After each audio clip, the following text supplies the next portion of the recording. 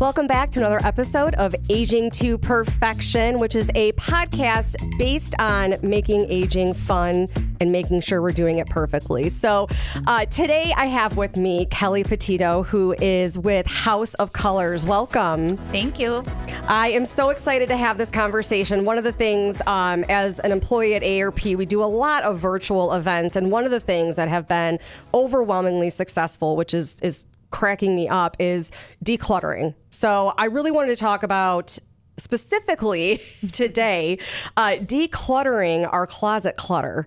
So I know when I go into my closet, my husband maybe has a quarter of our entire walk-in closet, which he is completely annoyed with. But I love buying clothes, and I love the idea of different outfits and, looking my best. But at the end of the day, all of my clothes are like crammed in. They're wrinkled. They all don't look good on me. I have clothes from years and years ago that I'm just keeping for God knows what reason. And so I just thought we could talk a little bit about that. But before we get into all that, I want to hear about House of Colors, what you do, and this awesome business that you have. So at House of Color, we have two main services: color analysis and style analysis. And really, they are going to be the main components that are going to help you learn how to declutter your own personal closet. Okay.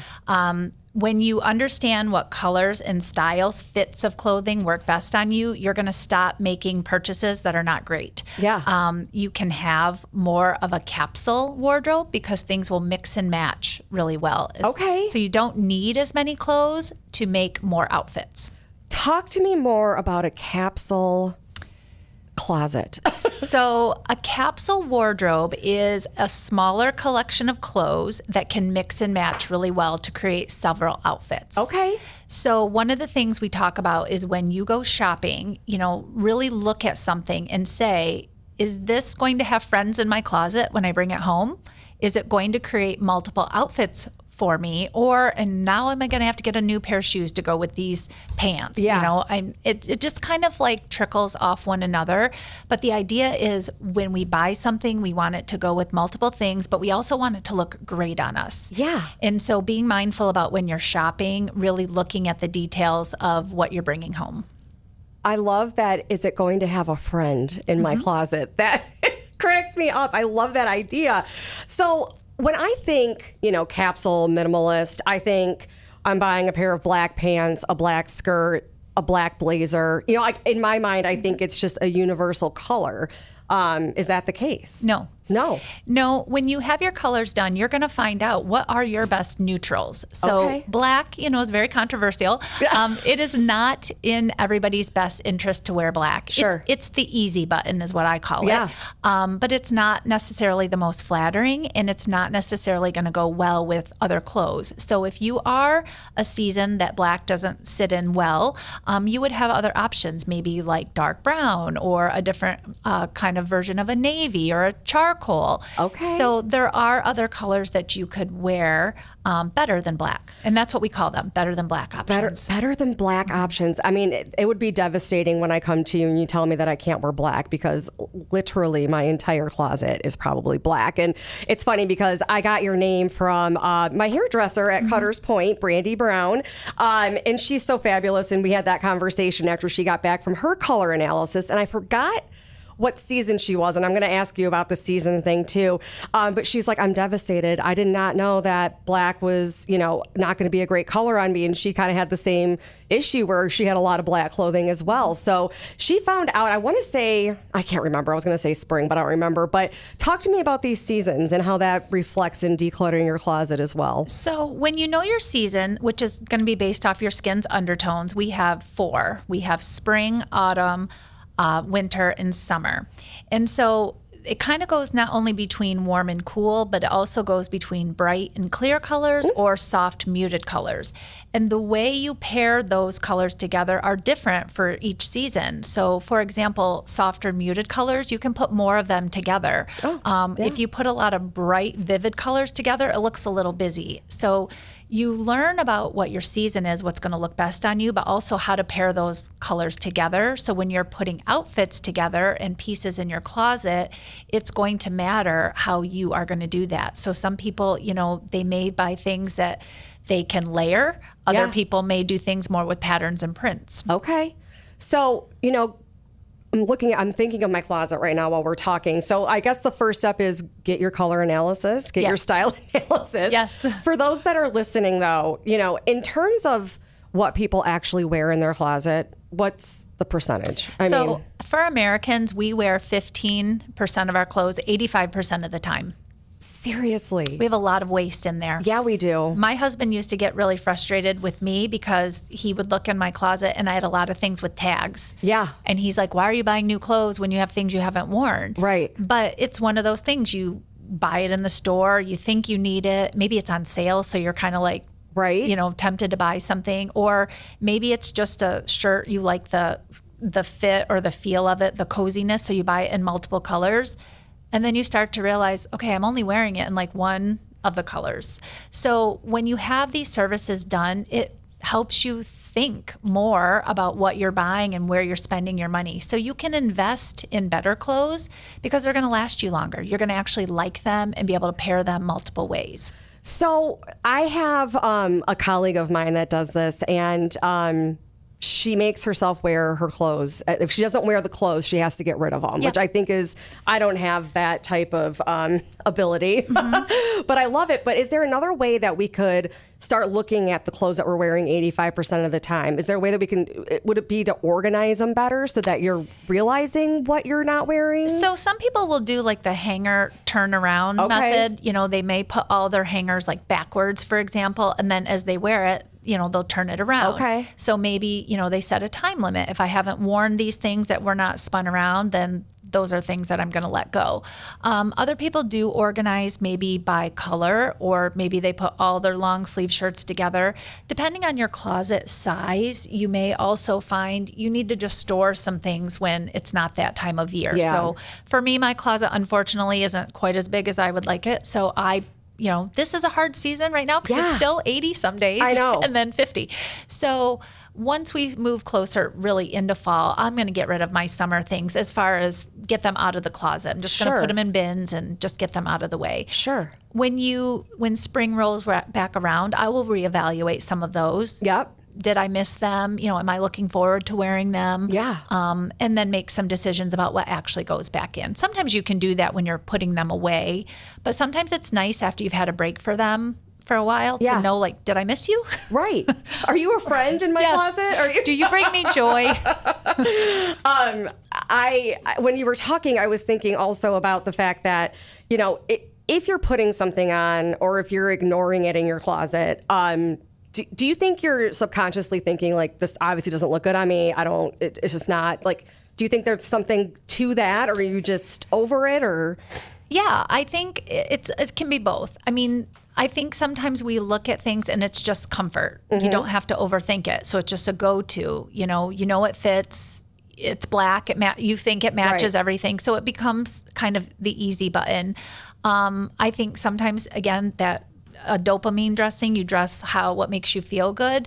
And if you're not feeling great, you might dress in a way that is just kind of plain or boring. And, learning what you like can be different based on when if it looks good or not. And sometimes we don't know that until we have somebody tell us, point out what we look better in. Yeah. And I hate to admit this, but I am middle-aged, and I'm just shocked that I haven't heard about this prior. But explain to people that are listening what dopamine dressing is again. This is a series. We did 2 of these with Kelly talking about House of Colors. So go to the previous one where we really talk about styling for the ages. But we talked a little bit about it in the previous episode. But for those listening now, just, reiterate what that is. Dopamine dressing is dressing kind of for your mood. So a lot of times, again, we use the example, if you wake up in the morning, you're kind of in a bad mood, you just grab something easy. Usually it's something dark. You're not really lifting your mood for the day. Right. So if you kind of switch gears and maybe put on something brighter, happier, you will see that your mood will probably improve a little bit. It's crazy. More of a happy color. Yeah. And I'm sure other people notice it too, when you're wearing, me today, an all black. But when I wear, hot pinks or brighter colors, people definitely make more comments. They're, maybe happier to see me. There's got to be something to that too, as well. There definitely is. I think just, again, when you look at things that have color, you do emote certain feelings. And so, yes, if you walk into an office where typically everybody's wearing dark suits and things like that, and you are like a ray of sunshine, it definitely makes people smile. So I think a lot of the issues that I have in my closet, I have a lot of issues in my closet. There's not a lot. There's some friends, there's some frenemies, there's a lot going on in there. But when I look at it, I'm really trying not to buy trendy clothes, but I find myself really loving those trends. And the previous episode we talked about is dressing for the ages, as I had mentioned. And sometimes I feel like, okay, this is way too young on me, or this isn't the right fit on me. So do you think a lot of people dress for trends as opposed to what looks good on them? And that causes a lot of clutter. Yes. I mean, I think, I am middle-aged as well.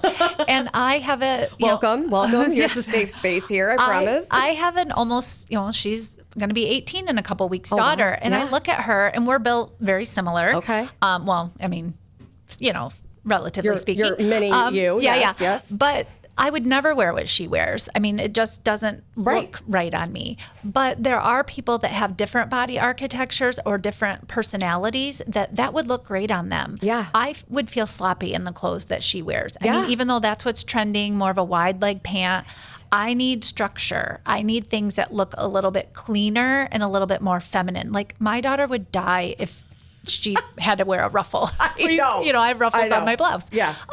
So really, it isn't about age. It's about what makes you feel authentically like you. Like I'm not going to be the mom in the stands at the sporting event that is in a sweatpants and hoodie. And no judgment for those who are. Yeah. That's just not how I feel good. So even if I am wearing a school-sponsored shirt, I'm still wearing my cute little jewelry. I might have a little sparkle in my tennis shoe. But it feels like me, but a more casual version of me. Yeah. So when you are at these events and you're going around town and everybody knows what you do, are they all just like me today, freaking out about what to wear in front of you and how to do my makeup? Is everybody else like that around you? I just have to ask. Right? Sometimes I've had people say, "Oh, I saw you at the grocery store last week and I hid." And they just laugh because I'm like, I'm not walking around judging what you're doing. Sure. We know that transitioning your wardrobe takes time. We don't think there's a magic button that says, okay, you have the budget to just start completely over. That's not what we're doing. We're going to teach you the strategies. Where is it important? What little tips? Sometimes you don't even have to get rid of your clothes. It's just, should I tuck in my shirt or shouldn't I? That's a good point. Should I roll up my sleeves or shouldn't I? What scale of jewelry is going to look best on me? And, do I need to layer clothes? I mean, there's a lot of elements that help people understand what's going to make them look best. And sometimes if you don't need all that extra stuff, then you have more space to love what you have. Yeah. I've done many episodes, and I have to say that if Moira Rose wore it on Schitt's Creek, I'm going to wear it. I love big, chunky jewelry, but I also have a pretty big personality, so I think that I dress for my personality pretty well. But if you were to give people the top 3 tips on how to declutter their closet and make it a safe space for them, a happy place to walk into where there's all friends, what would those be? I would say try everything on. Oh, God. And okay. look at it like, can I wear this with more? Well, first of all, try it on and how do you feel in it? If it's a 7 or less, you probably can let it go. Okay. If it's an 8, 9, or 10, I would keep it. Okay. So that's just how it feels on you. Yeah. If I would also ask yourself, does it have more than 2 to 3 things it could also be paired with? Okay. Because then it's worth keeping. And then I would look at just the quality of the item. Right. Is it showing wear and tear, or is it something brand new? And make those decisions accordingly, because we want you, again, to have a wardrobe that you love and that's going to last for a while. So sometimes that means you can spend a little bit more because you're going to buy things that are better made. Yeah.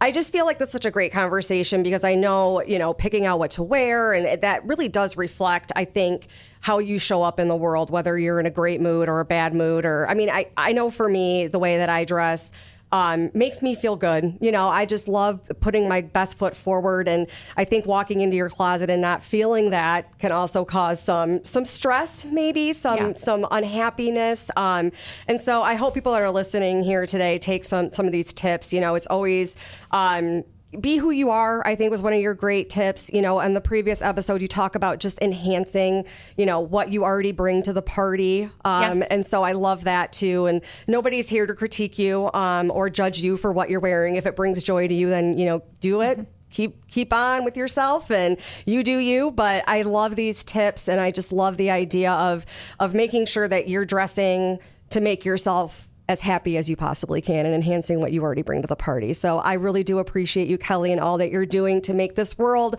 a more beautiful place for us all to be in. And I hope that you all will visit her website, which is House of Colors with a U, just so you all know, because they are based in the UK. But there's a lot of great tips on her website. So thank you all for listening on how to declutter your closet clutter. And hopefully you all took away some great tips, and make sure you come back to listen to more episodes. So thank you all for joining, and make sure you stay perfect.